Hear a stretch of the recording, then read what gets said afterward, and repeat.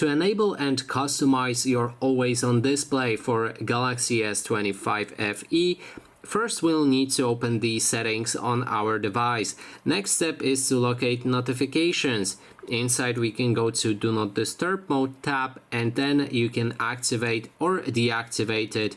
Alternatively, you may see a pop-up like this, which allows you to turn it on until you turn it off manually, or enable it for a specific time that shows up right here, and you can customize it with minus and plus button.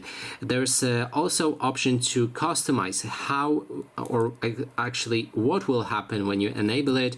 So I explained it with option ask every time. You can always enable it for a specific time, and you can always enable it until you turn it off manually without asking you for it. Then there's a schedule which allows you to set up the do not disturb mode for a specific time. It will toggle on automatically when it's activated, and then it will stop on the specific time that you can pick right here. Next is allow during do not disturb mode, which basically means you can customize which things will be able to still notify you when you're in do not disturb.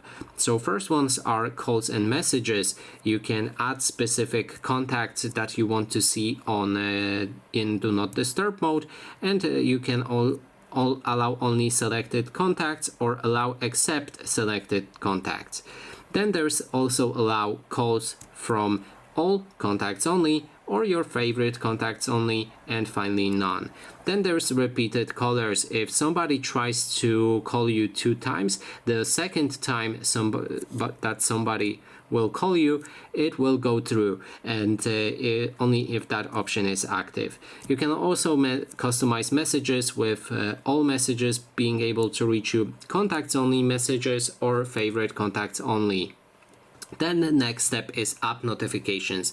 You can allow selected apps to bypass do not disturb mode, or allow all except selected apps, and then click on a plus button and choose your apps.